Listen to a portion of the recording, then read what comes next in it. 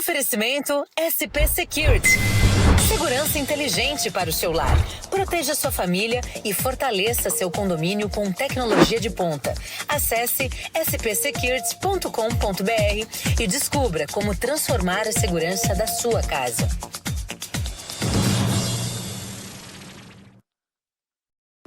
De segunda a sexta, das 9 ao meio-dia. Download da notícia. Você acompanha os fatos que movimentam São Paulo, Grande ABC, Alto Tietê, Litoral Norte Paulista, Vale do Paraíba, o Brasil e o mundo.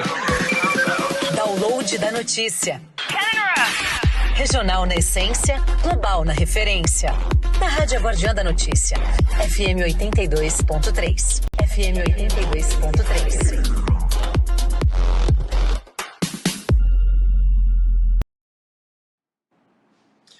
Olá, boa tarde a você que escolheu a Guardiã da Notícia para ficar muito bem informado pelo horário de Brasília. Agora são 17 horas e 17 minutos.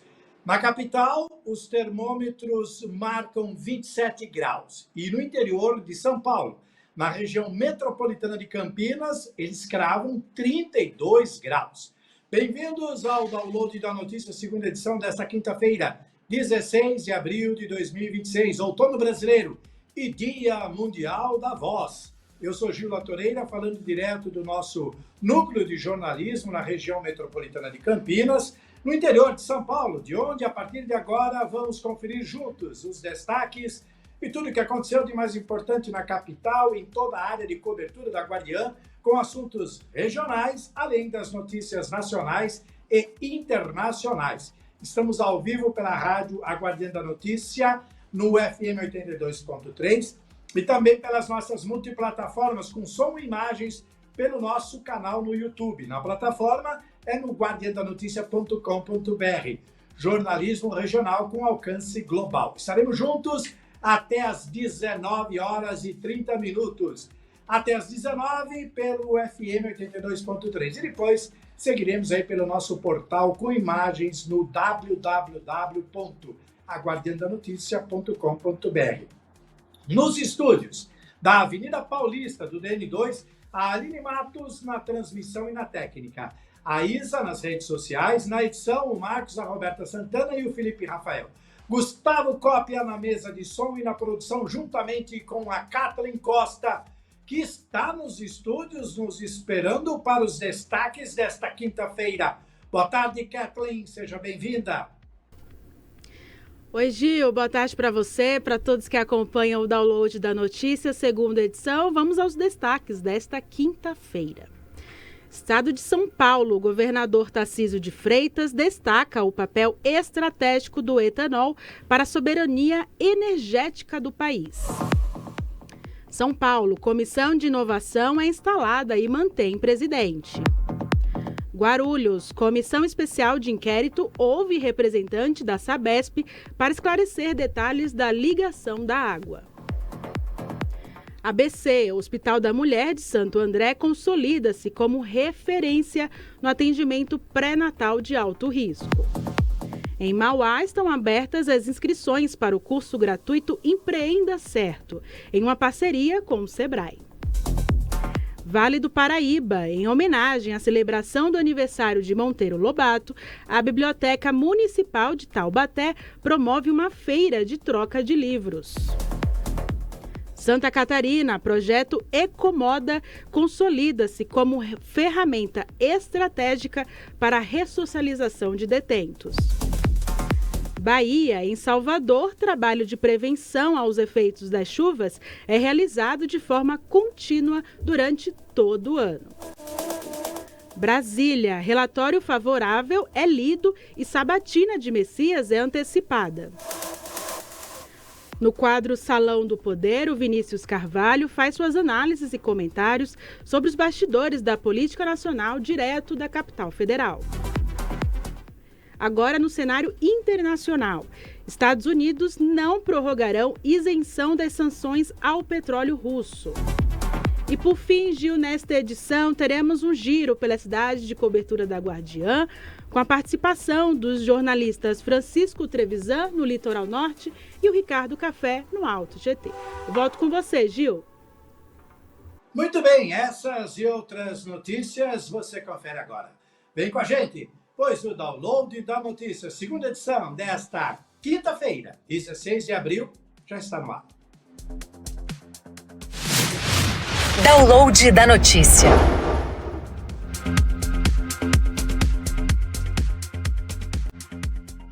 Abrimos o nosso editorial com as notícias do Distrito Federal, Brasília.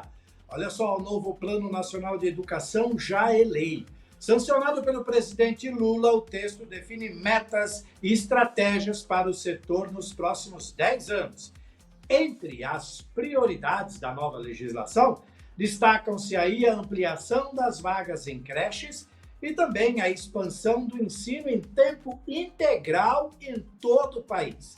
As diretrizes visam levar e elevar a qualidade do ensino básico e, principalmente, reduzir a desigualdade educacional no Brasil. Com imagens na reportagem do canal Gov, nós vamos acompanhar o porquê que o presidente Lula sancionou aí o novo Plano Nacional de Educação. Agora, na tela do DN2.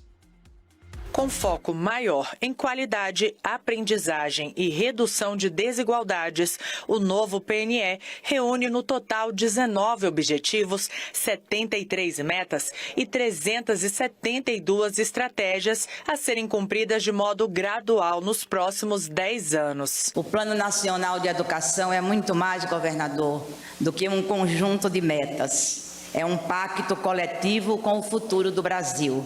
Ele carrega o sonho de milhões de estudantes, professoras, professores e educadores que veem na educação a chance de transformar suas vidas, romper ciclos de exclusão e construir novos caminhos. O PNE não pode simplesmente ser apenas uma lei que a gente não cumpra as suas metas nos próximos 10 anos. Vamos precisar trabalhar porque não há outro caminho para um país se desenvolver com oportunidades, com justiça social, sem investir na educação. Esse não é só um projeto, um plano, de um documento. Aqui nós estamos falando de sonhos de esperança, de oportunidade para crianças e jovens que sonham com um país melhor, que sonham em ter oportunidades. Entre os principais objetivos está a correção do déficit de investimento do plano anterior, cerca de 5,5% do produto interno brasileiro. Para isso, o novo PNE retoma a meta de investir no mínimo 10% do PIB na educação pública, com meta de atingir 7,5% até o 7º ano de vigência e 10% ao final do período. Durante 100 anos, os países desenvolvidos investiram mais de 4% do PIB em educação. E nós, no Brasil, investíamos menos de 2%. Isso para dizer, presidente, que de 88 para cá, nós tivemos o maior período de avanços na educação brasileira. E isso se deve, presidente, à democracia. E é por isso que é muito importante que, para a gente manter uma educação pública e de qualidade, para a gente expandir e atingir os nossos objetivos no PNE, a gente valorize a nossa soberania e a democracia brasileira. O plano também prevê que ao menos 80% das crianças estejam alfabetizadas ao final do 2º ano do ensino fundamental até o 5º ano de vigência. Também estão previstas garantias de financiamento e melhorias na infraestrutura das instituições de ensino. Na educação infantil, a principal mudança está na ampliação do atendimento em creches. A meta sobe de 50% para 60% das crianças de até 3 anos. O texto também inclui, pela primeira vez, a exigência de padrão nacional de qualidade para creches e pré-escolas. Na educação em tempo integral, a estratégia amplia a oferta para que em 5 anos, 50% das escolas públicas adotem a modalidade com jornada mínima de 7 horas diárias, atendendo 35% dos alunos. Ao fim de 10 anos, a meta é alcançar 65% das unidades escolares e atender metade dos estudantes da educação básica. Temos a responsabilidade de não permitir que ninguém, mas ninguém, quem quer que seja, do partido que seja, com a altura que tiver ou da cor que tiver, tenha o desmantelo de não executar isso que está previsto no Plano Nacional de Educação. E é por isso que foi muito importante colocar a fiscalização a cada 2 anos. A cada 2 anos, a sociedade brasileira tem a obrigação política, moral e ética de fiscalizar para saber quem é que não está cumprindo, de onde vem a responsabilidade, por que o prefeito não cumpriu, por que o governador não cumpriu, por que o governo federal não cumpriu, e denunciar, fazer passeata, fazer greve, protestar. É porque senão as coisas não acontecem. Muito bem, ainda no Distrito Federal, a Comissão de Constituição e Justiça antecipou para o dia 28 a sabatina de Jorge Messias, indicado ao Supremo Tribunal Federal. Com o parecer favorável já lido, o atual advogado-geral da União será avaliado pelo colegiado e, logo após, pelo plenário do Senado. Para que a indicação se confirme, Messias precisa do apoio de, ao menos, 41 parlamentares. Essa movimentação acelera o rito de sucessão na Suprema Corte. Vamos acompanhar, então, na reportagem da TV Senado, o relatório favorável lido e também a sabatina de Messias, que tem a data antecipada. Agora, na tela do DN2. Jorge Rodrigo Araújo Messias é evangélico, tem 46 anos e comanda a Advocacia Geral da União desde janeiro de 2023, início do 3º mandato do presidente Lula. Antes disso, atuou como procurador do Banco Central e da Fazenda Nacional. E no governo Dilma Rousseff, foi consultor jurídico de vários ministérios e subchefe jurídico da Presidência da República. No relatório de 7 páginas favorável à indicação, o relator senador Everton Rocha ressalta a formação acadêmica e experiência profissional de Jorge Messias. Aponta que o advogado-geral da União reúne os requisitos necessários para exercer o cargo e ressalta o perfil conciliador de Jorge Messias. Como advogado-geral da União, sua atuação se destaca pelo perfil conciliador e de diálogo com os diferentes setores. Sobre sua liderança, a AGU posicionou a conciliação como uma política de Estado, priorizando a segurança jurídica por meio de realização de acordos judiciais e extrajudiciais.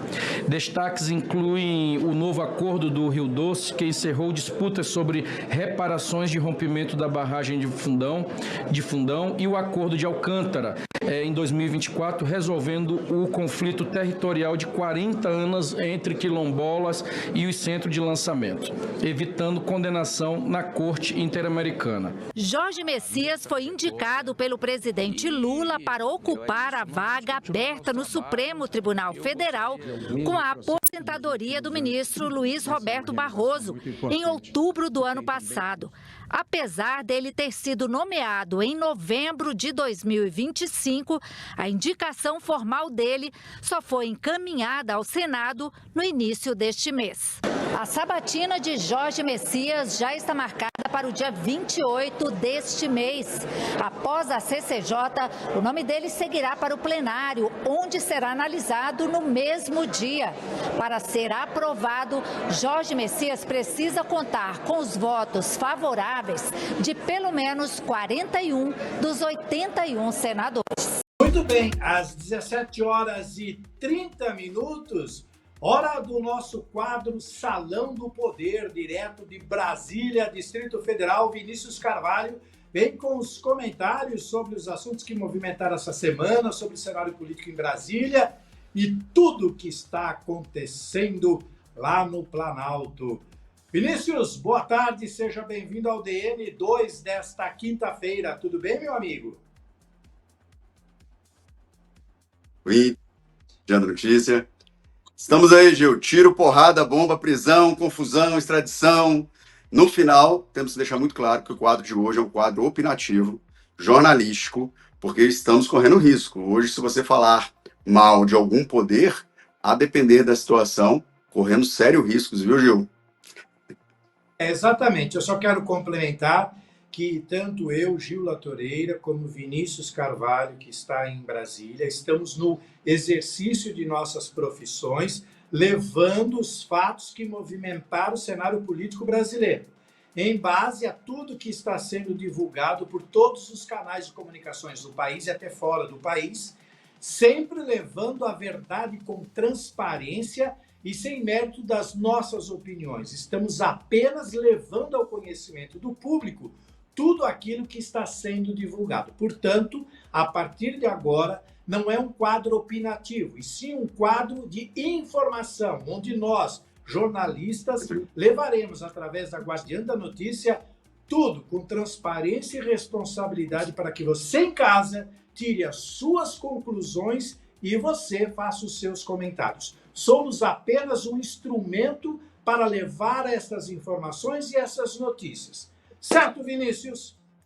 Perfeito, Gil. Ainda mais com as tensões que Brasília passou por hoje, né? Vamos começar a primeira parte.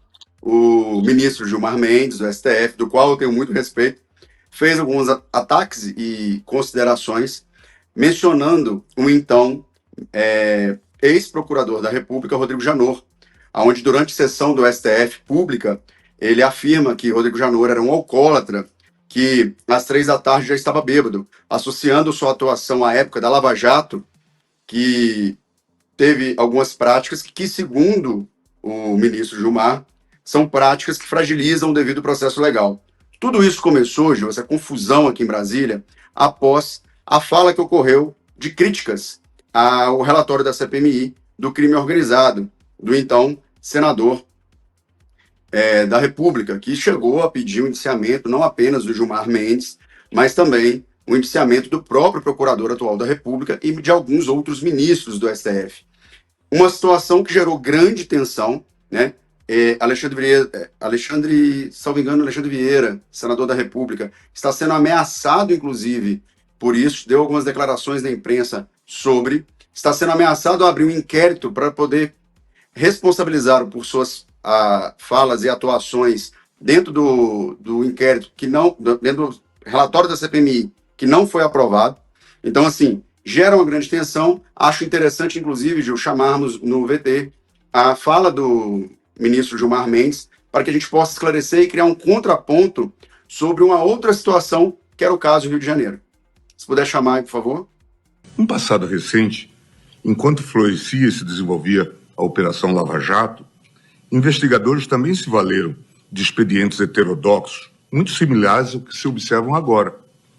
Vazamentos seletivos, uso de imprensa com finalidade de constranger investigados, indiciamento quase que automático dos investigados e construção de narrativas e alevosias que atropelavam o direito de defesa e o devido processo legal.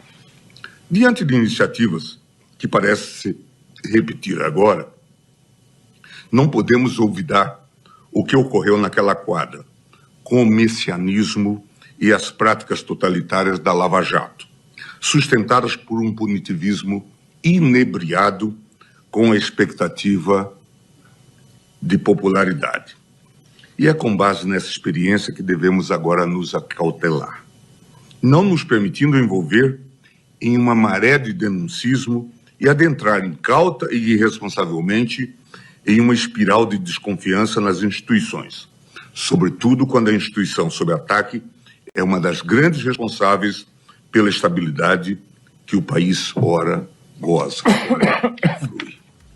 Devemos ter cautela para não repetir erros e equívocos recentes, pois, insisto, há um quê de lavajatismo, e todos sabem, lavajatismo aqui não rima com coisa boa nessas iniciativas de se tentar emparedar o Poder Judiciário, uma tentativa de manietar juízes independentes. Pois bem, Gil, então, sobre essa atuação e outras falas mais que eu já havia destacado, vem sendo criado um ambiente de tensão, ainda mais que ocorreu recente, e nós vamos falar mais aprofundado, um indiciamento, né, feito pela Polícia Federal sobre uma postagem do senador Flávio, do qual ele criticava a associação do então presidente Lula com o ex-presidente da Venezuela capturado pelos Estados Unidos. Então, assim, muito está se falando na mídia que não pode ser 2 pesos e 2 medidas. Se você está indiciando um então senador por essas falas, e colocando, inclusive, possibilidade de deixá-lo inelegível para uma campanha presidencial, na qualidade, né, de responder um crime aí de calúnia, injúria ou difamação a ser avaliado, né, pelo Supremo Tribunal Federal, pela relatoria do ministro Alexandre de Moraes, deveria ser feito o mesmo com aqueles parlamentares que chamam a família Bolsonaro de familicida, associando a família Bolsonaro às milícias do Rio de Janeiro. Então, isso vem sendo muito comentado em Brasília, não muito diferente. Teve a questão do senador Alexandre Vieira, onde o então ministro Gilmar se estendeu, dizendo que o Alessandro Vieira, senador da República, no relatório dele da CPMI de crime organizado, ele, por ter indiciado os ministros do STF, ele cometeu ali crimes que serão apurados. E ele coloca que é um crime de hermenêutica, né, parafraseando ex-ministros clássicos da Corte Suprema. Então, assim, esse relatório acabou sendo rejeitado. De última hora, houve uma manobra do presidente do Senado, onde ele trocou alguns integrantes da comissão, e este relatório ele foi rejeitado 6-4. Então, assim, devido à manobra do Senado, foi feito isso.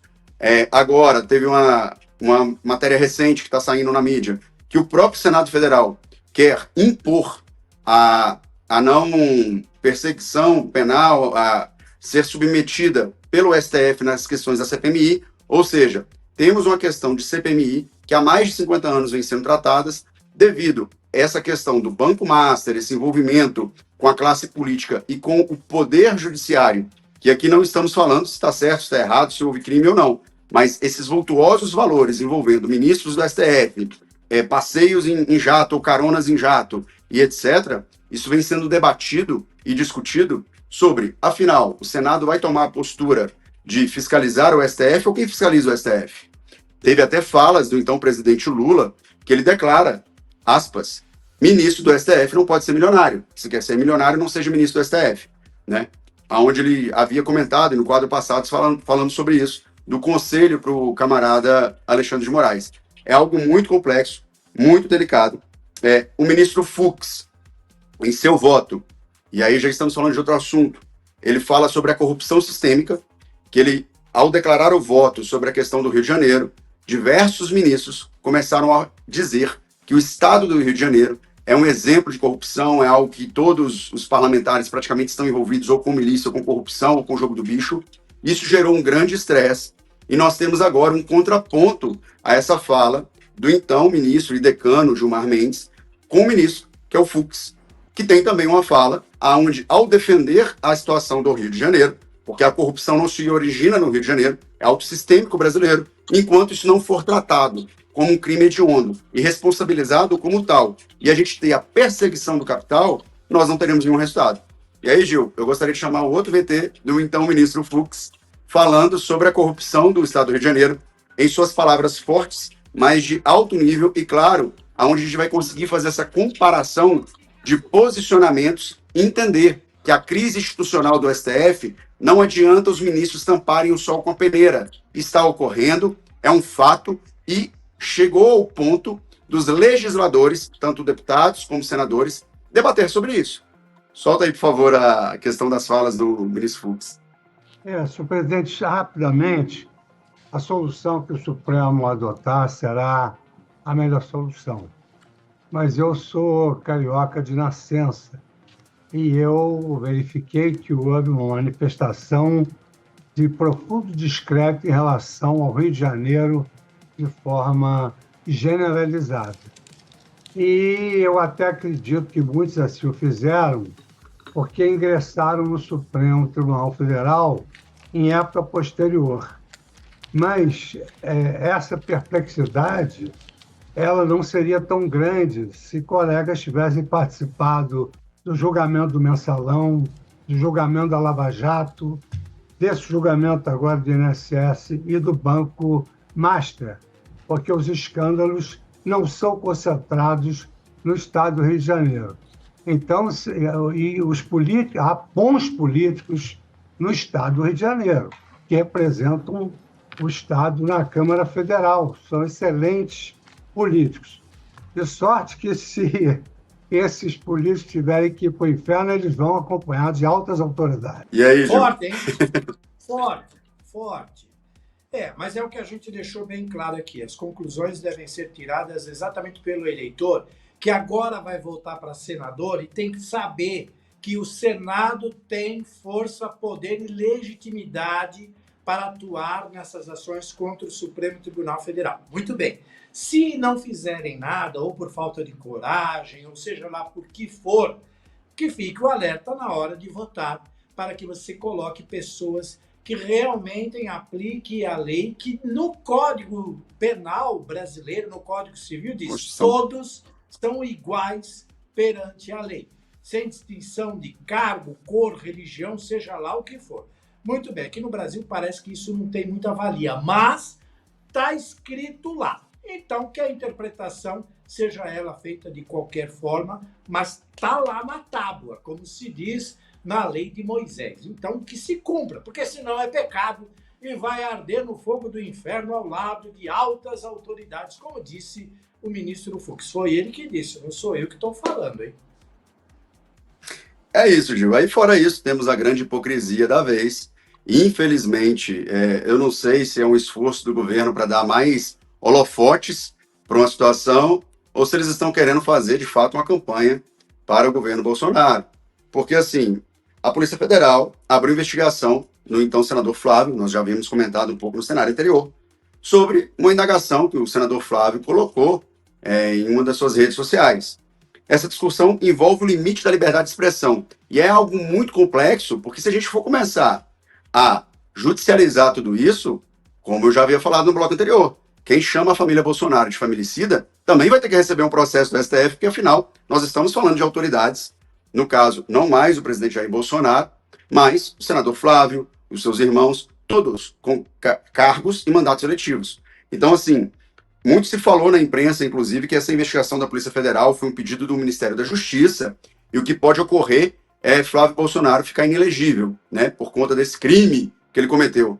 Nossa, mas você já imaginou se for associar todas essas questões que falam desde do deputado Nicolas, até mesmo de outros parlamentares, como crime? Eu acho que vai faltar cadeira, assim, porque não, vai acabar os partidos, né, vai acabar essa disputa política. Então, essa margem de até onde pode ir a liberdade de expressão, principalmente vindo de parlamentares que possuem imunidades legislativas no exercício da profissão, está sendo muito discutida, está sendo muito debatida, e é algo que hoje é um grande motor, tanto dos veículos de comunicação, quanto da própria população, que começa a se sentir incomodada com esse excesso que está ocorrendo de judicializações para diversos assuntos, que muitas das vezes a figura pública política é obrigada a suportar, até porque é uma figura pública política.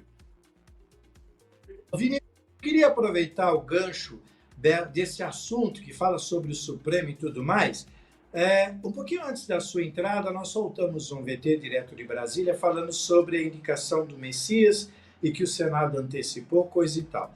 Muito bem. Se o Messias realmente compor esse quadro do Supremo, nós teríamos, então, o Cristiano Zanin, que assumiu em agosto de 2023, indicado pelo Lula, e diga-se de passagem que ele era o advogado do Lula naquela questão.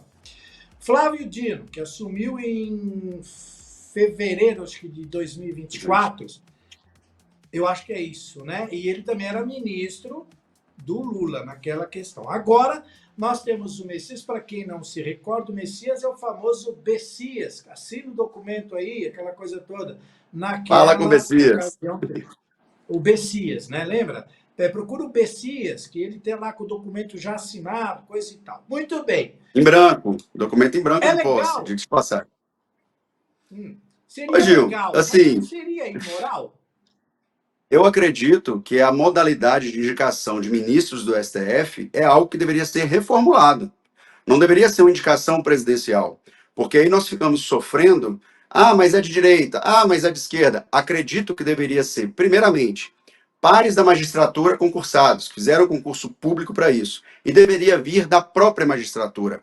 envolver questões políticas, você acaba, ao meu ver, deixando a corte com um ar ideológico e político. Com todo o respeito ao ministro Flávio Dino, já estive com ele em algumas ocasiões, o respeito, tenho divergências sobre questões políticas, mas eu entendo a cultura e o tamanho dele de conhecimento. Ele publicamente defende o comunismo. E isso não sou eu falando, tem vídeos dele com o Machado e a Foice e tal. Então, assim, na parte dele quanto ministro, por exemplo, diversas decisões que ele tomou, seja do orçamento secreto, seja de algumas questões de fiscalização, olha, eu sou obrigado a concordar com ele. Ele está correto. Agora, temos um outro contraponto. Nós temos o inquérito do fim do mundo, que a gente brinca, que é o inquérito da fake news. É um inquérito que foi feito de ex-ofício pelo então ministro Alexandre de Moraes, que já tem mais de 7 anos. Então é uma investigação que nunca acaba. Então, assim, acredito que o código de ética discutido pelo então ministro Fachin, atual presidente do STF, seria algo interessante, se não o fizerem, que o Senado, que a Câmara o faça. Porque tem que criar política de freio contra preso. Hoje, o maior problema é o Poder Legislativo legisla, o Executivo autoriza, vem o Judiciário e fala, não é nada disso, é inconstitucional, está errado. Entendo que algumas matérias têm que ser tratadas, mas entendo que esta decisão tem que ser uma decisão feita pelos 3 poderes. Não pode ser uma decisão onde que um poder se sobrepõe ao outro, negando e desautorizando o outro poder, sendo que este poder que o faz, ele é vitalício. O problema do STF é muito poder para muito tempo na mão de poucas pessoas. Então, assim, está na hora da Constituição de 88 fazer uma reformulação sobre essa questão.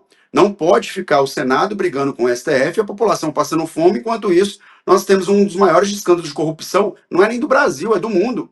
Superou o Lobo de Wall Street, a questão do Rocário. E depois nós vamos chegar lá, porque a proposta dele de delação hoje fez uma operação da Polícia Federal prender o ex-presidente do BRB, que recebia propina de 146 milhões. Então, assim, a proposta dele de delação, inclusive, se você souber um pouco de matemática e investimento, você sabe que ele paga corrupção pelo próprio investimento de um CDB. Então, é algo absurdo. Então, assim, nós temos que começar a colocar a corrupção como um crime hediondo e começar a ter mecanismos de fiscalizações, porque existem, possuem, mas não são aplicados, a todo mundo que tem o poder da caneta, seja ele ministro do STF, seja ele senador, seja ele deputado, seja ele quem for. Tirar esse sol com a peneira de instituições fortes, honestas, etc., porque os fatos estão levando a questionamentos. E o histórico da Lava Jato, do Banestado, do Mensalão, dentre vários outros, inclusive a corrupção dos Correios, que é uma multinacional única de transporte no Brasil que está falida, que é pública. Entendeu? Então, assim, isso tem que começar a ter uma reflexão. Se a população não entender isso, e a hora do voto é a hora que você faz o escrutínio eleitoral, você coloca ali que todo cidadão passa a ser um mesmo voto, não importa se é rico ou pobre, se a população brasileira não entender isso, o Brasil está fadado ao fracasso. Então, assim, é muito poder na mão de poucas pessoas. Não estou aqui avaliando o mérito, se é direita ou esquerda que indicou, estou avaliando o mérito da indicação. Não deveria ser uma indicação política, deveria ser uma indicação entre os próprios pares da magistratura, seja eles fazer uma lista tríplice, como é feito na PGR, aonde o Senado, dentro dessa lista, iria selecionar as pessoas. Mas para que isso exista, tem que ter uma mudança constitucional, tem que ter uma nova reformulação sobre a questão dos poderes e de sua harmonia. Não pode nunca o STF ficar atacando o Senado atacando o STF, o Executivo atacando todo mundo e pregando uma moralidade que não existe. Então, minha opinião é essa, minha análise é essa. E eu te pergunto, o que você acha, Gil?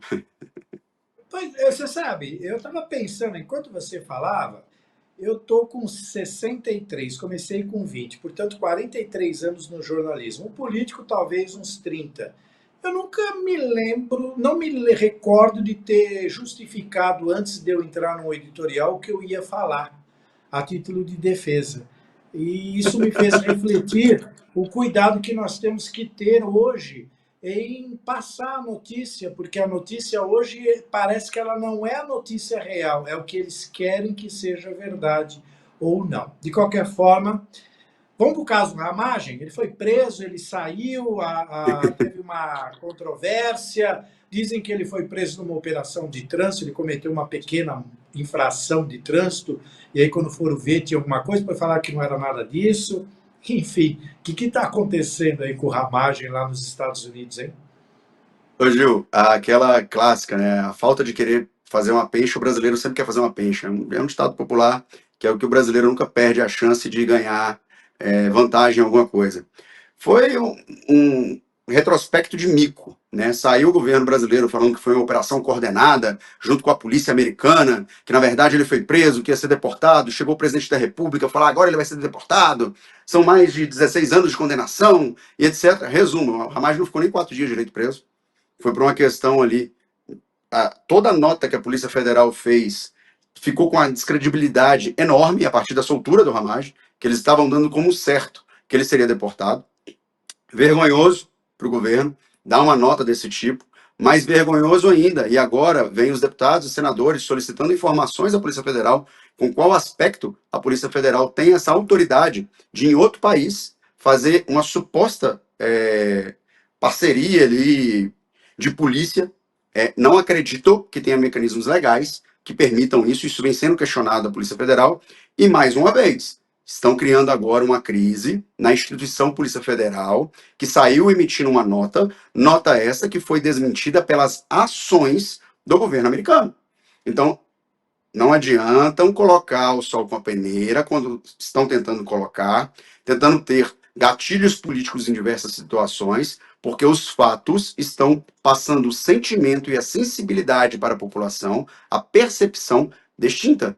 E, Gil, mais uma vez, eu até alterei meu nome no quadro com medo de perseguição. O nosso quadro aqui tinha outro nome, Salão do Poder, eu me identificava com outro nome, e tenho medo hoje, temo pela segurança não apenas minha, mas da minha família. Então, assim, coisas que começamos a refletir o que de fato existe no país de liberdade de expressão ou não. Lembrando, tivemos recentemente o julgamento do dia 8/1, aonde temos pessoas com penas maiores do que pessoas que cometeram homicídio. Pessoas com penas e multas maiores do que qualquer escala que já tivemos.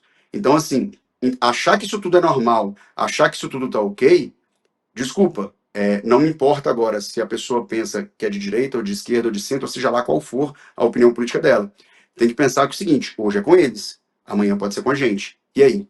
Até qual ponto essa questão vai ser omissa, não vai ser debatida, não vai ser colocada em pauta? E não estou aqui fazendo juízo de valor de anistia ou não anistia, tá, Gil? Estou fazendo uma reflexão profunda, que o caso Ramagem trouxe isso pra gente. Ao contrário do caso, já vou aproveitar um gancho aqui para já matar esse assunto, Carla Zambelli, que hoje foi extraditada, teve a questão da extradição dela em segunda instância pela corte italiana, e ela vai ter que cumprir uma pena muito severa, e nós estamos falando do ex-parlamentar, que teve o mandato cassado. Então, assim, lembrando, salvo engano, foi antes do Eduardo Bolsonaro, que foi a pessoa mais bem votada de São Paulo, ela está em segunda colocada.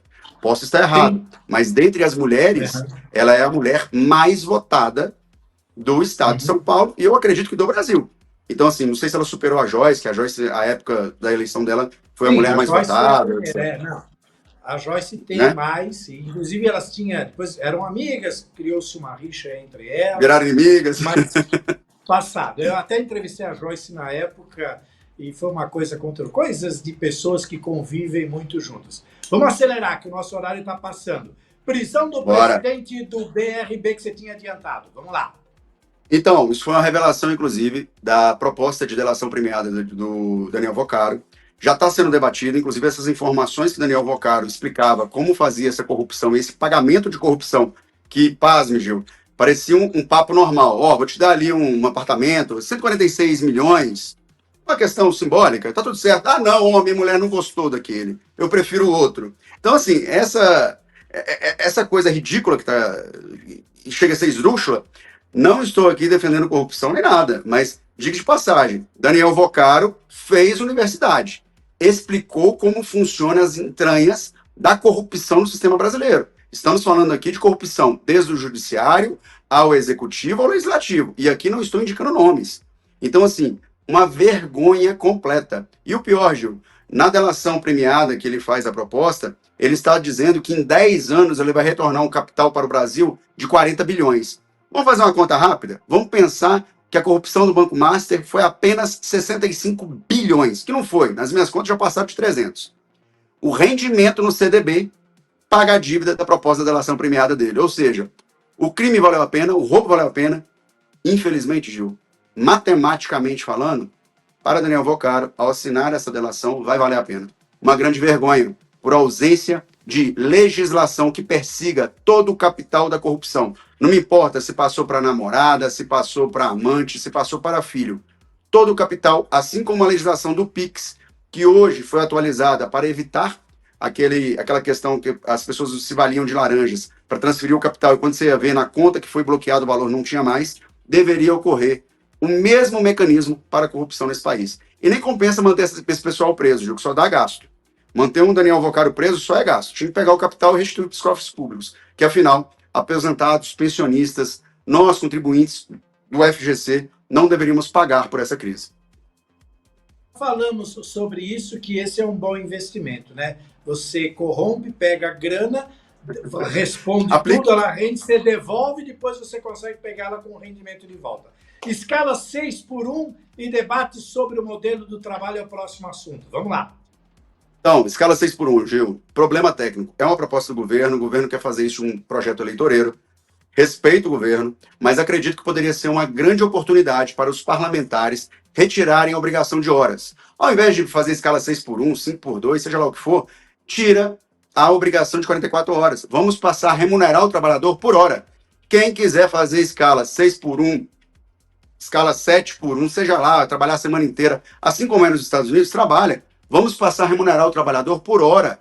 Você impor um salário mínimo e o fim da escala 6x1, nós podemos gerar uma crise sistêmica em todo o sistema de trabalho brasileiro. Não foi feito nenhum cálculo técnico que dimensione o impacto para o comerciante, para o empresariado brasileiro. Não estou aqui defendendo um lado em detrimento do outro. Estou aqui posicionando que quem arca com a despesa dos funcionários, muitas das vezes, é o patrão. Despesas essas pesadas para o patronado brasileiro devido ao excesso de direitos que temos, e não falo excesso por nada, mas o excesso, por exemplo, ele tem que bancar um FGTS que é gerido por um gestor público que muitas vezes corrompe e rouba os aposentados, como vem acontecendo. Então se torna um excesso não pelo direito, mas se torna um excesso pela destinação e pela rentabilidade.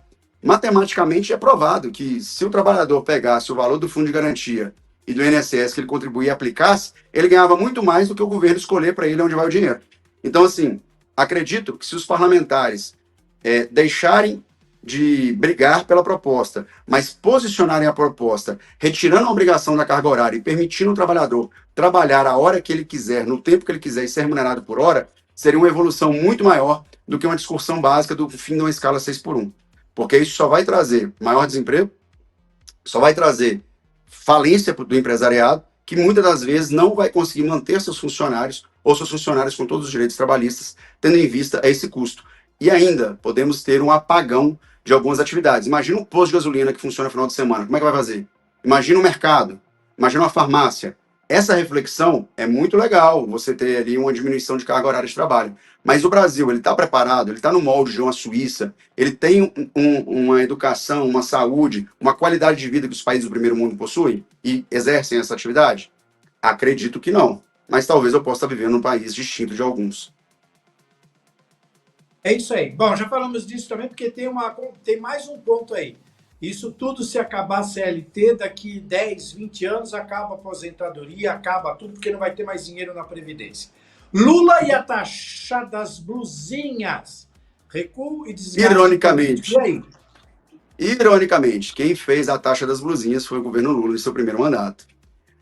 Recentemente, ele fez um discurso alegando que ia acabar com as taxas das blusinhas. Afinal, o pobre brasileiro, as classes mais humildes, a classe média, está sofrendo com a taxa das blusinhas. Eu acho que ele esqueceu nesse discurso que foi ele mesmo que implementou a taxa das blusinhas. Gerou uma grande repercussão, porque o empresariado brasileiro fala que não consegue competir com os outros países, tendo em vista os direitos trabalhistas, o excesso de obrigações tributárias que o país possui. Então, assim, essa falta de cálculo, esse discurso eleitoreiro é algo complicado. Um exemplo, preparamos o bolso. Se antes o Lula prometeu e os demais políticos que iríamos viajar para fora do país, tem empregada doméstica que ia para a Disney, isso está representando uma grande mentira. A partir do mês de julho, vai começar a ser tributado em 25% as passagens internacionais. Imposto. Ou seja, isso será repassado para quem? Por óbvio, consumidor. A empresa de aviação, 90% do país já está em falência devido aos altos custos tributários. Quem vai arcar com um custo de aumento de 25% sobre a passagem? Nós, brasileiros. Então, na hora de a gente ver direitos e deveres, temos que analisar o impacto financeiro. O governo faz um projeto eleitoreiro para fim de perspectiva eleitoral. Agora, sem a medição de como isso vai atingir o bolso, acaba que quem vai pagar a conta também somos nós. Para encerrar, a Justiça decreta interdição de Fernando Henrique Cardoso, ex-presidente da República, ele que hoje tem, acho que 94, 95 anos, se não me recordo, acho que são 94 anos. O pedido foi feito pelos próprios filhos, O que está acontecendo? Estão achando que ele não está muito legal? Hoje, infelizmente, eu tenho um carinho particular por Fernando Henrique, porque da redemocratização do Brasil para cá, é o único presidente que não foi preso. Então, assim, não foi preso, mas está tendo sua intervenção deferida devido ao problema de Alzheimer, problema de saúde. Não dá para a gente julgar o mérito, né? Mas, enfim, teve grandes avanços. Hoje o real, se existe, foi graças à implementação do governo FHC. Em que pese há divergências, ele era de um partido político que, ao meu ver, hoje está praticamente extinto, que é o PSDB. Fernando Henrique Cardoso teve uma grande participação histórica na formação do poder brasileiro, e já fui em várias palestras dele, onde ele falava tanto bem da esquerda, quanto bem da própria direita, né, que ele se considerava um progressista, mas é o fator idade, né, é algo que não tem como nós controlarmos, se isso é verdade ou mentira. Não acredito que a justiça paulista ia tomar uma decisão com uma pessoa tão ilustre quanto Fernando Henrique, que tem todos os seus direitos presidenciáveis, que, ao meu ver, é algo que deveria ser revisto também pela Constituição de 88, porque estamos existindo diversos presidentes com diversos direitos, diversos ministros com diversos direitos. Isso tudo é um peso para a máquina pública. Até quando isso vai ser feito e modelado? Mas temos aí uma figura que não foi presa, mas agora está interditada. O nosso último presidente, nosso último algoz aí de suspiro republicano. Você sabe que durante muitas coisas que eu fiz na minha vida profissional, teve uma época que eu estive à frente do Corinthians, da TV Corinthians, e houve um jantar em que eu participei referente à construção da arena. Todo mundo foi preso naquela foto, menos eu, pelo menos por enquanto. Eu tenho até medo de olhar aquela foto. Outro dia até tirei no computador, porque eu não quero ver isso aí, não. Porque era foi todo mundo em cano. Eu ainda não fui, ou pelo menos não pretendo ser, mas eu fiquei só, quando você falou do FHC, que é um que não foi, eu fico imaginando no Rio de Janeiro você resgatar uma foto de um governador que não foi. Isso deve ter aí uns 50 anos, sei lá quanto tempo. Vou falar muito que o Fux não gosta que fala mal da terra dele, mas é meio perigoso. Vinícius, obrigado, belíssima participação, suas considerações finais para a gente seguir o bonde aqui do DN2. Só o encerramento final. O Rio de Janeiro sempre ensinando, e eu brinco que o Rio de Janeiro é uma universidade. Tudo que acontece lá ou na Bahia é um reflexo do país. Ao ter ali a candidatura, né, do então presidente eleito pela Câmara Legislativa do Rio de Janeiro, que foi barrada pelo STF por não ter cumprido ali alguns requisitos, já fizeram uma nova modulação. Vão eleger um novo presidente da Câmara amanhã, para esse, então, ser na escala sucessória o novo governador do estado do Rio. Então, o Rio de Janeiro sempre ensinando um jeitinho brasileiro de como superar e fazer a vírgula da lei. Caso isso ocorra, Gil, só para você entender, hoje quem é o presidente do Rio, governador do estado do Rio de Janeiro, é o, então, presidente do Tribunal de Justiça do Rio de Janeiro, e diz que o cara vem fazendo uma devassa nas contas do Rio. Então, imagino que ele está brigando com diversos interesses cariocas, não tão republicanos, talvez, não sei, estou aqui para fazer juízo de valor, mas aí a Câmara do Rio de Janeiro teve uma nova saída. Ao invés de eleger o governador, que eles não vão conseguir cumprir os requisitos legais, eles vão eleger um novo presidente da Câmara, porque, lembrando, o Rio de Janeiro teve não só o governador que pediu para sair, como vice, como também o antigo presidente da Câmara que está preso. Então, assim, eis motivo da nossa crise histórica, e é uma crise até de instituição. E não estou aqui para falar mal do Estado do Rio, senão meu ministro Fux pode ficar bravo comigo também. Mas a questão é essa situação, essas particularidades da política carioca, que desde Cabral todos os governadores, historicamente, ou estão presos, ou foram presos, ou estão inelegíveis. Um grande absurdo. Essas são minhas considerações finais, Gil. Grande abraço, boa noite. Aquele abraço, boa noite. Uma vez fiz uma cobertura no Rio de Janeiro e me alertaram, Gil, Rio de Janeiro não é para amador, volta para São Paulo. E eu voltei para São Paulo. Larguei a política de lá. Tchau.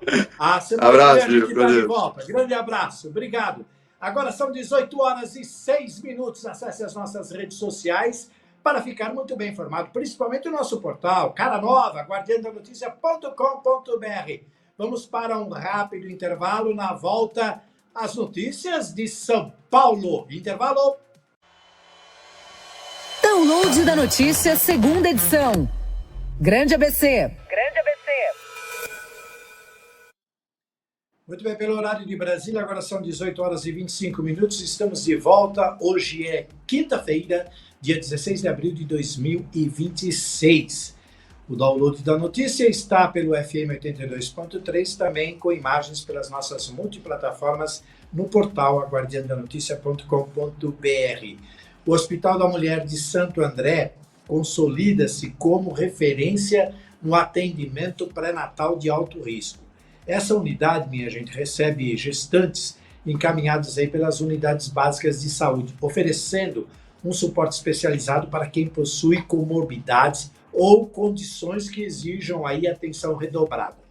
Acompanhe na reportagem a seguir, de produção da TFE, Prefeitura de Santo André, como é que funciona esse fluxo de atendimento da rede municipal para garantir segurança às futuras mamães e também aos bebês. Fica de olho na tela do DN2. O Hospital da Mulher, ele realiza atendimentos de pré-natal referenciados da unidade básica.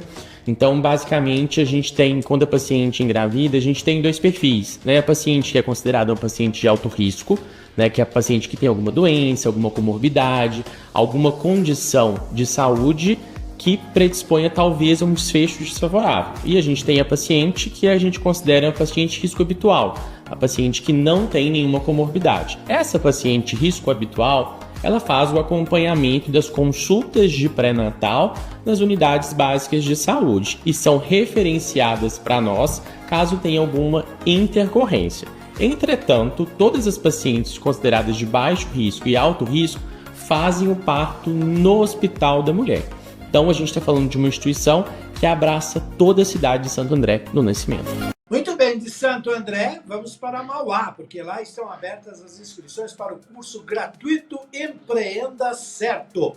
Realizado em parceria com o Sebrae, a capacitação de junho agora abordará desde gestão financeira até estratégias para as redes sociais. A oportunidade é aberta a todos, sem exigência de CNPJ. Os interessados devem comparecer à central de atendimento da Prefeitura, que fica na Avenida João Ramalho. Para mais informações também, o contato pode ser via WhatsApp, que é o número 4512-7736. Quem apresenta a proposta do curso, olha só, é um aluno do Sebrae, Wellington Pasqualini. Vamos conferir juntos na tela do DN2.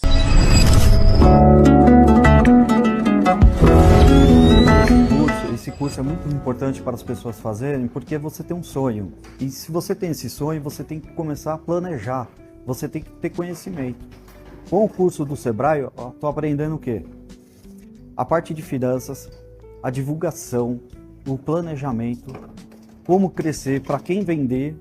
Olha, para quem está começando, entra, se inscreve nos cursos do Sebrae, principalmente. Aqui você tira todas as suas dúvidas com os excelentes professores que nós temos. O curso é excelente e ele foi o curso que é fundamental para você ter o conhecimento, para você poder crescer. Muito bem, acesse as nossas redes sociais e também o nosso portal, que está de cara nova, guardiandanoticia.com.br. Lá as notícias divididas por regiões, categorias, programas e muito mais. Tudo que você precisa saber na palma da sua mão. Agora são 18h29. Próxima parada, Litoral Norte, com o nosso correspondente direto de Ubatuba, Francisco Trevisan. Agora, intervalo. Download da notícia, segunda edição. Litoral Norte.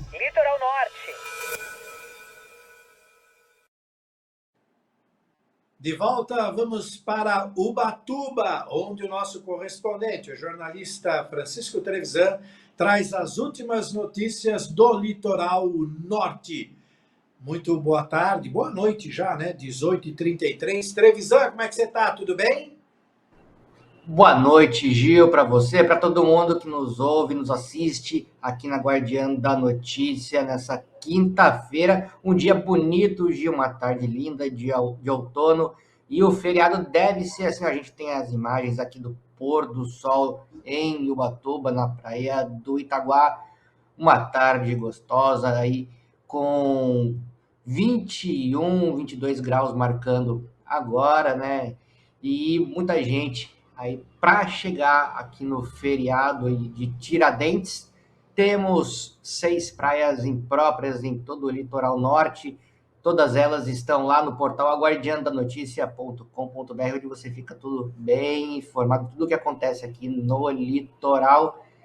E, Gil, além disso, temos também lá a travessia de balsas com 30 minutos ambos os sentidos, em Ilhabela e São Sebastião também, tudo tranquilo, mas amanhã, esse horário, devemos aí ter números elevados e também aí a maré de Sigija atuando com força devido à lua nova, mas isso a gente traz amanhã. Gil, e amanhã ainda completa uma semana de um acidente que a gente trouxe aqui em primeira mão na Guardiã da Notícia, logo enquanto praticamente ele estava ali ocorrendo, de uma senhora idosa de 72 anos, envolvendo aí um ônibus, né? A gente já falou um pouquinho disso, da Rosana, agora dessa vez ela volta para conversar com a gente aqui no Download, Gil.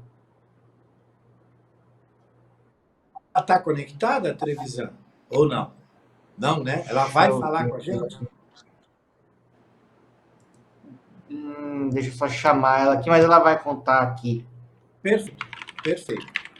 De qualquer forma, Trevisan, eu acredito que amanhã nós tenhamos, então, como você antecipou, uma movimentação muito grande na região por conta do feriado prolongado e com a temperatura alta e agradável, como você disse aí na região, as coisas estão rolando bem. Fora isso, nós temos mais alguma informação aí do litoral?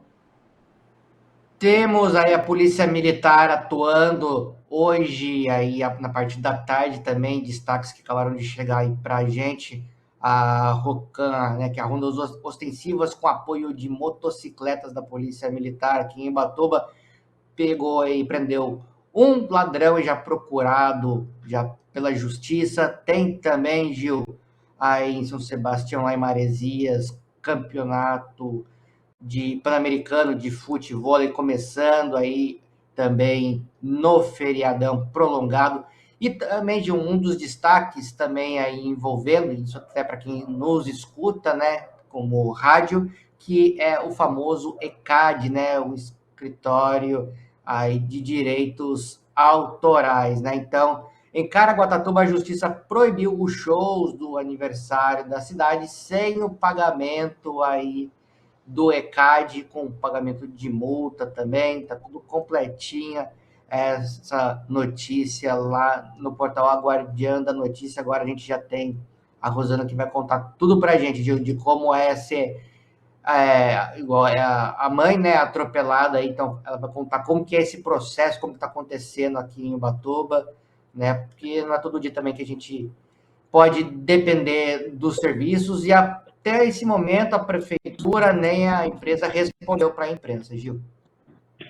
Boa tarde, Rosana, obrigado por ter atendido ao pedido e à solicitação do Trevisan, e vamos lá, nós temos aí 3 minutos para que você possa falar aqui com a gente e colocar a situação, por favor.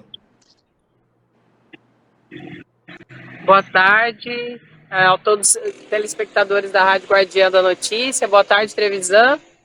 É horrível, é uma sensação horrível, uma sensação de impunidade mesmo, né? Ter um ente tão querido como a mãe da gente numa situação dessa, né? De o ônibus passar por cima do pé, né, a motorista não aguardar o tempo necessário de embarque, a empresa não cumprir os protocolos de segurança de embarque e desembarque de passageiro, não haver uma fiscalização aí com relação a isso que a gente tem visto na mídia, quase que diariamente essas reclamações iguais ou semelhantes ao que ocorreu com a minha mãe, e é revoltante, numa sensação de impunidade mesmo. Tivemos a conexão dela acabou travando, mas ficou registrado, houve o acidente, houve um descaso. Acompanhe televisão, apure e traga, e principalmente coloque o outro lado para se manifestar também. Eu acho que nós estamos com um problema de conexão. Faz o seguinte, televisão, como o nosso tempo está corrido, você apura com ela direitinho, depois você busca outro lado para que possa se manifestar aqui também, e já está registrado o caso. Quando se trata da mãe da gente, do filho, de uma pessoa próxima, ou seja lá quem for, há essa indignação. Realmente, onde já se viu a pessoa vai embarcar, o ônibus passa em cima do pé e fica por aí. É um descaso total, uma falta de respeito e principalmente falta de atenção. Mas vamos ouvir o outro lado também, não vamos fazer mérito de justiça aqui. Televisão, mais alguma coisa para a gente encerrar? Esse é o problema, Jô. A gente dá a oportunidade deles falarem, mas eles não querem falar. É como se entrasse por um ouvido e saísse por outro, né? Mas a oportunidade está aí, Gil. Já mandei 3 e-mails, ó, são imagens aí da semana passada aí, do acidente, ó, dá pra gente ver o sangue. Tá nessa aí também, tem um impasse entre aqui a Santa Casa, que quer transferir para o Hospital Regional em Caraguatatuba, por lá ter melhores condições, né, de operar, melhor infraestrutura, e tudo melhor que a gente sabe daqui, né? Aqui seria um outro tipo de operação, então eles não querem receber por conta da gravidade. Aqui seria interessante mandar para lá e eles não querem receber, então fica complicado. Ela também vai contar isso para a gente, Gil, e todos esses detalhes também lá no portal guardiandanoticia.com.br. Tá bom, televisão, amanhã você volta, tem já a previsão do feriado prolongado e muitas outras notícias. Obrigado pela sua participação, obrigado por ter trazido essa notícia aí de utilidade pública, e vamos ficar aguardando se a outra parte se manifesta também. Amanhã a gente se vê. Obrigado, televisão. Aquele abraço.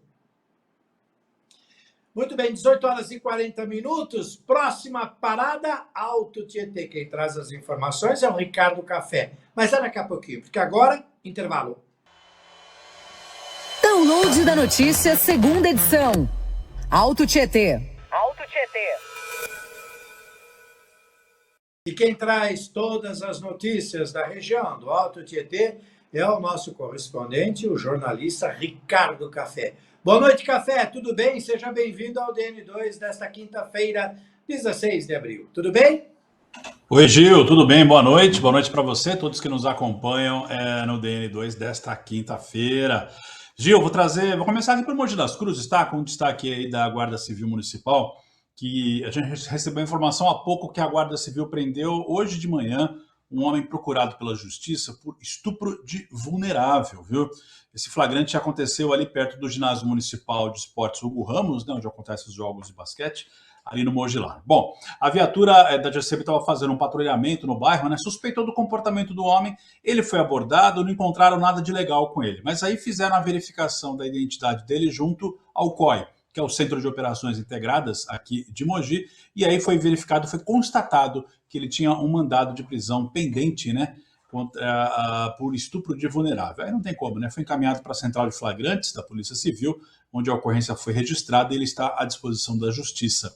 Lembrando que a população aqui em Mogi pode ligar para o telefone 153, que é o telefone do COI, da Central, do Centro de Operações Integradas, que atende 24 horas por dia, tá, Ju? Bom, agora eu vou trazer um destaque do município de Itaquaquecetuba.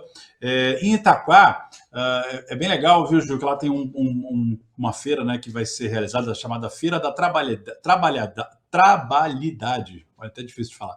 Essa feira, ela conecta, né, as empresas lá do município que tem vagas disponíveis com as pessoas que estão procurando trabalho. Então, a Prefeitura informou a gente que encerra amanhã as inscrições para as empresas que estão interessadas em participar dessa feira da trabalhabilidade. Agora sim, foi direto.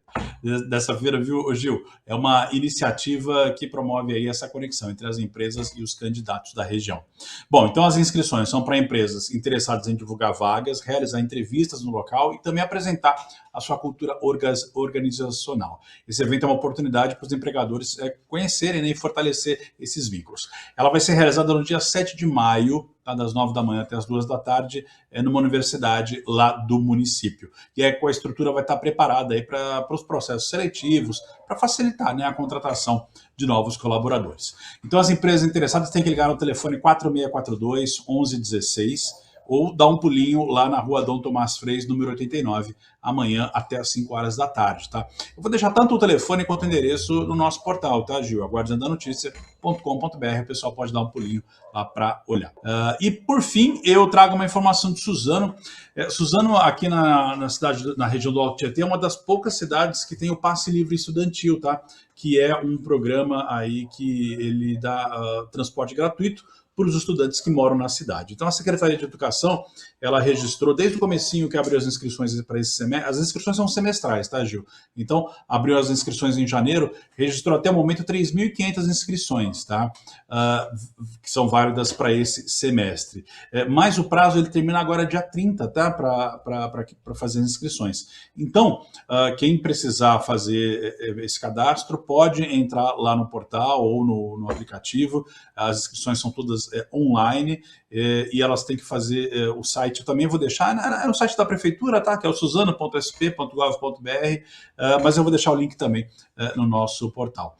Então, até o momento a gente teve aí cerca de 3.500 inscrições, desse total 1.700 já tiveram o benefício deferido e mais 1.300 mais ou menos eles estão aguardando, cerca de 1.800 estão aguardando aí ou enviar documento ou a situação ser analisada para ver se vão ter a concessão do passe livre estudantil. Lembrando que, então, que esse benefício ele é destinado para alunos de cursos técnicos e superiores que residem em Suzano e atendem aos critérios socioeconômicos definidos, né? Como, por exemplo, a renda familiar per capita de até meio salário mínimo ou renda familiar total de até 3 salários mínimos. Ô Gil, se alguém tiver alguma dúvida, é só entrar então no portal da prefeitura, que é o suzano.sp.gov.br. Agora são 6 horas e 49 minutos, Gil, volto contigo aí no estúdio. Muito bem, só para finalizar, ontem, Café, você falou sobre alguma coisa sobre o esporte, deu aí, o que aconteceu? Tem resultado? Deu alguma coisa? Você ficou meio triste, será que perdeu? Sobre o basquete, né? Mogi Basquete, não, venceu. Venceu, eu passei o resultado hoje com o Fred Júnior, hoje no download de primeira edição, né?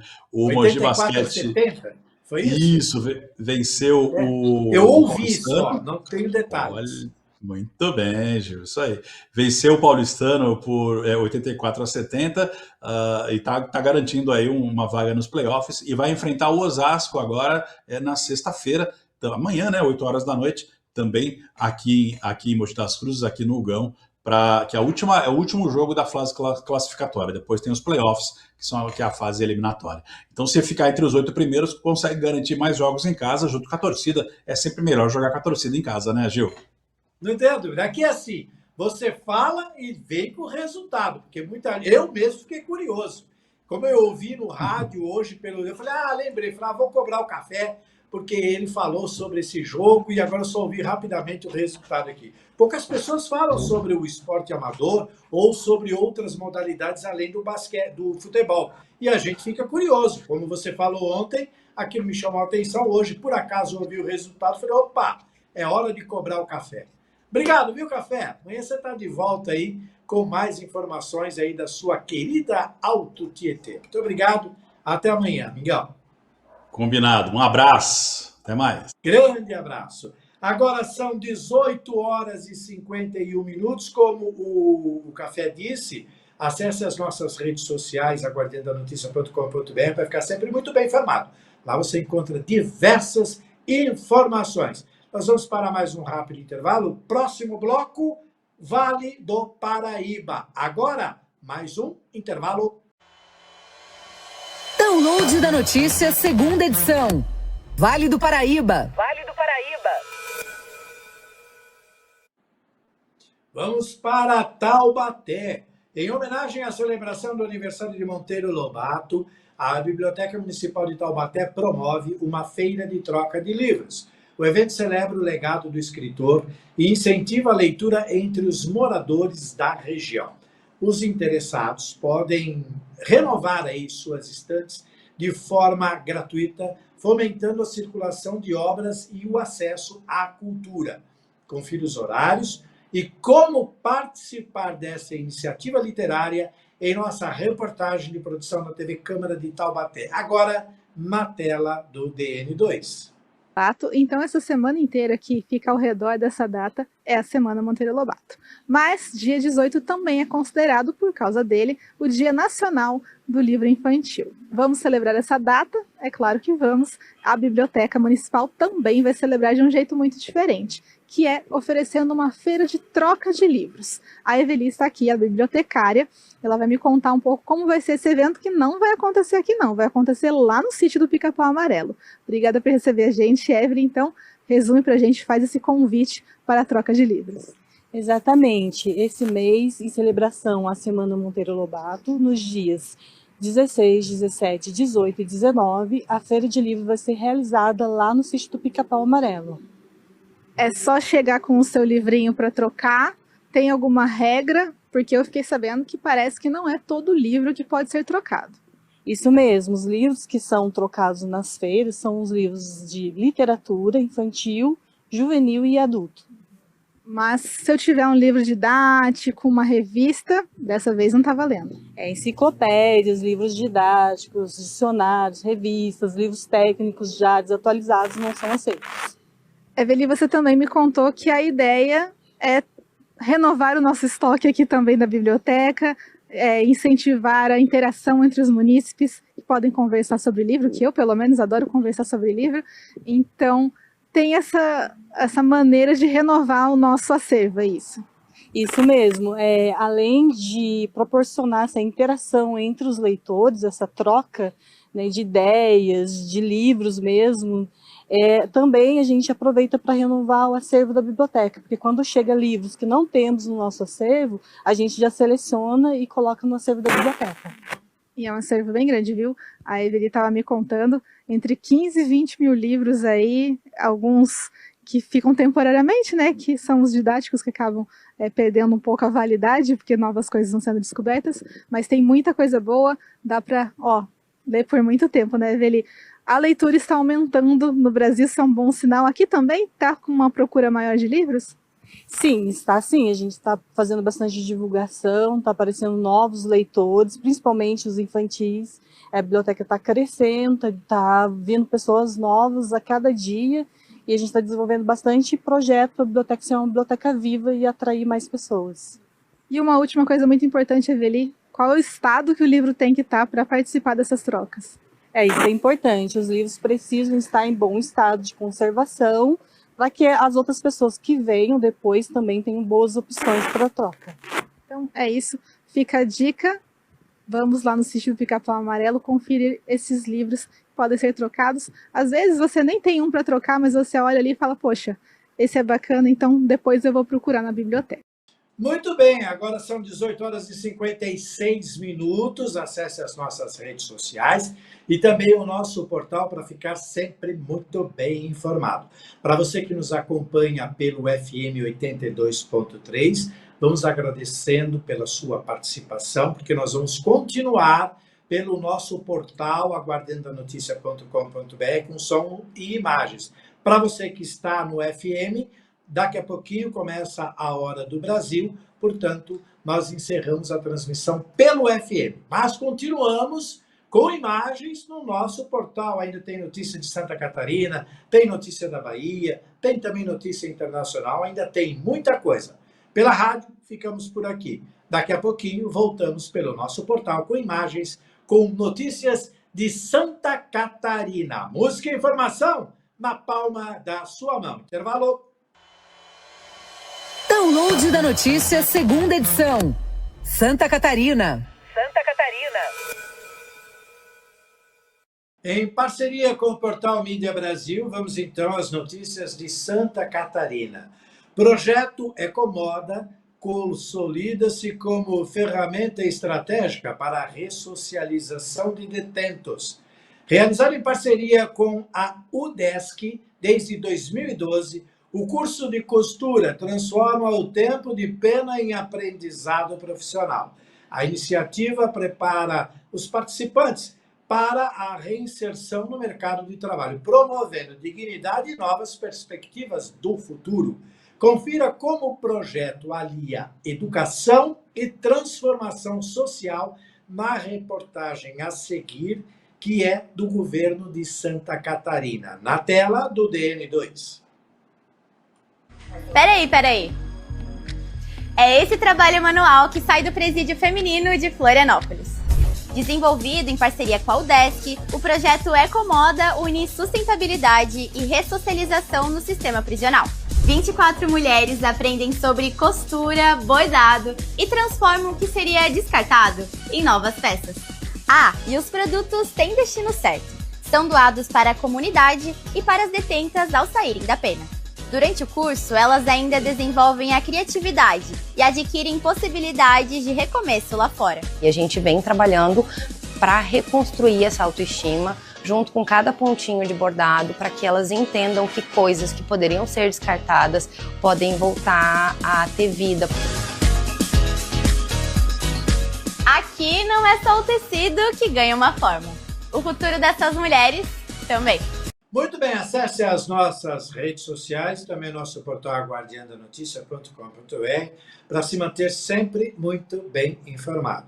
Nós vamos dar mais uma parada, na sequência, notícias da Bahia para você aqui na Guardiã da Notícia, agora com imagens no nosso portal aguardiandanoticia.com.br, também pelo nosso canal oficial do YouTube.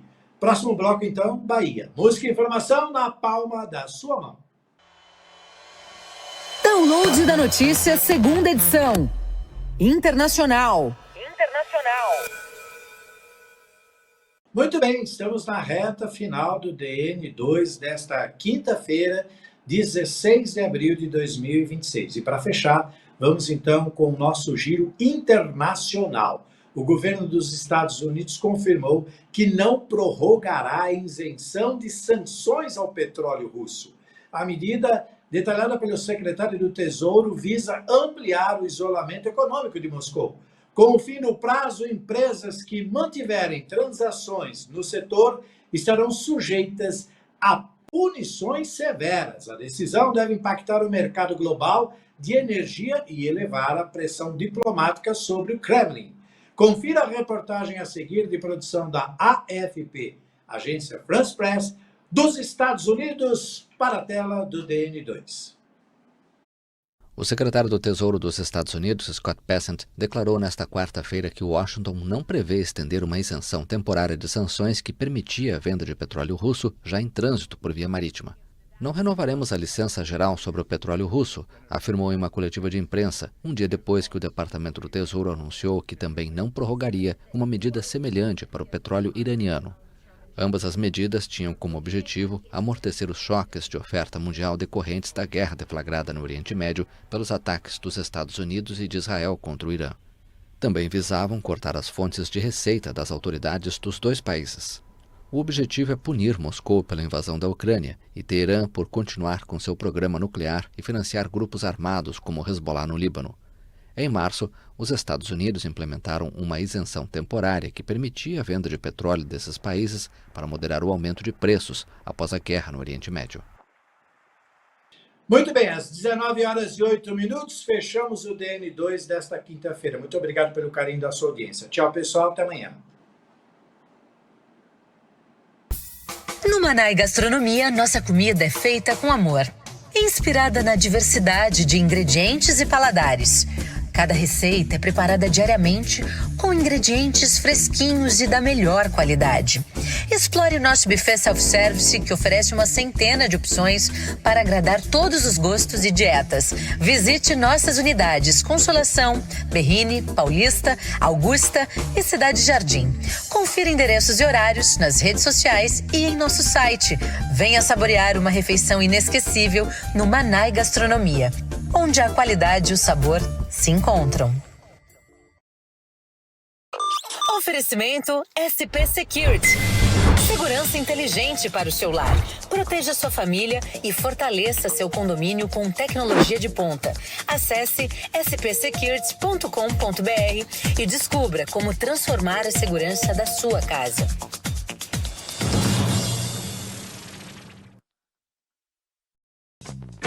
Está tendo problemas com a internet da sua empresa? Sabemos que se manter conectado é algo indispensável no dia a dia de qualquer negócio. Então, chega de passar sufoco. Venha para o futuro da conexão. Venha para a TeraCorp. Nascemos com a missão de prover à sua empresa uma conexão com alto desempenho e estabilidade para atender a todas as suas necessidades na hora de navegar em diversas plataformas. Com soluções inovadoras e especializadas, a TeraCorp está pronta para conduzir a sua empresa para as alturas. Não espere mais. Entre em contato conosco agora mesmo ligando para o 011 3192 1919 ou visite o nosso site em teracorporation.com.br. TeraCorp, soluções em tecnologia para o seu sucesso. Quer estar sempre atualizado com o que acontece na sua região? É fácil. Escaneie o QR Code na tela e conecte-se ao conteúdo exclusivo de A Guardiã da Notícia. Jornalismo regional, informações em primeira mão e as músicas que você ama ouvir. Sintonize também na rádio, AM 560 ou acesse pela web. Tudo isso na palma da sua mão, a qualquer hora, em qualquer lugar. Grupo A Guardiã, conectando você ao futuro.